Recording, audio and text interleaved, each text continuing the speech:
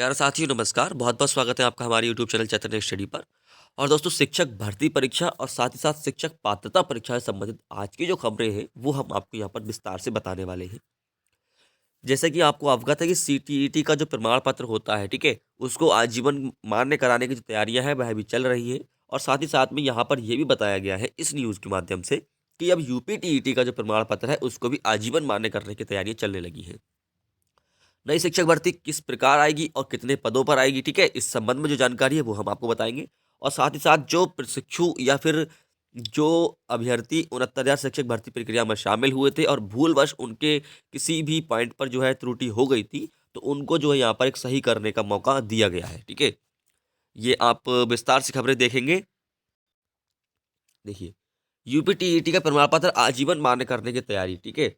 आपको ये अवगत है कि 2 स्तर पर ये परीक्षा होती है, प्राइमरी लेवल और जूनियर लेवल, ठीक है? 15 लाख से ज़्यादा जो है इस बार आवेदन होने के आसार हैं। और साथ ही साथ में ये भी बताया गया है यहाँ पर कि बेसिक शिक्षा विभाग की ओर से हाई कोर्ट में हलफनामा दिया गया था कि एनसीटीई के नियम प्रदेश में भी लागू होंगे। इससे प्रमाण पत्र आजीवन मान्य होने की उम्मीद अधिक है, ठीक है? जिस प्रकार से आपका सीटेट है। अब देख लीजिए शीर्ष कोर्ट भी आदेश दे चुका है इस संबंध में, चूंकि शिक्षक भर्ती चल रही है उस संबंध में। और जो नई शिक्षक भर्तियां हैं उसमें देखना है कि क्या है प्रोसेस। बताया है कि 69,000 शिक्षक भर्ती परीक्षा में शीर्ष कोर्ट ने शिक्षा मित्रों को नई शिक्षक भर्ती में एक और अवसर देने का आदेश दिया है। इसमें स्पष्ट कर दिया गया है कि इससे तय है कि नई भर्ती नए साल में आएगी। पदों की संख्या अभी तय नहीं है। वहीं परीक्षा नामक कार्यालय के अनुसार यूपीटीईटी में इसका प्रस्ताव शासन को भेजा जाएगा और अनुमति मिलने पर यहाँ का प्रमाण पत्र भी आजीवन वैध हो जाएगा, ठीक है? यानी कि यूपीटीईटी को आजीवन मान्य कराने के लिए पीएनपी की तरफ से भी ये प्रस्ताव भेजा जाएगा शासन को।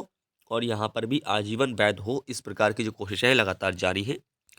नई शिक्षक भर्ती देखिए, हाँ ये तय है नए साल में आएंगी, लेकिन अभी पदों की संख्या कुछ निश्चित नहीं है और उसमें शिक्षा मित्रों को जो उनका भारांक है वह मिलेगा, ठीक है? अब वो भारांक किस प्रकार से मिलेगा वो अधिसूचना जब आएगी तब देखा जाएगा।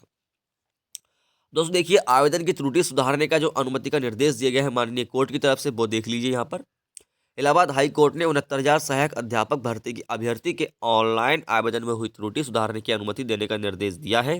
कोर्ट ने कहा है कि याची यदि काउंसलिंग में शामिल होती है तो उसके आवेदन की त्रुटि मूल प्रमाण पत्र के अनुसार सुधारने की अनुमति दी जाए। डिम्पल देवी की याचिका पर न्यायमूर्ति पंकज भाटिया ने सुनवाई की।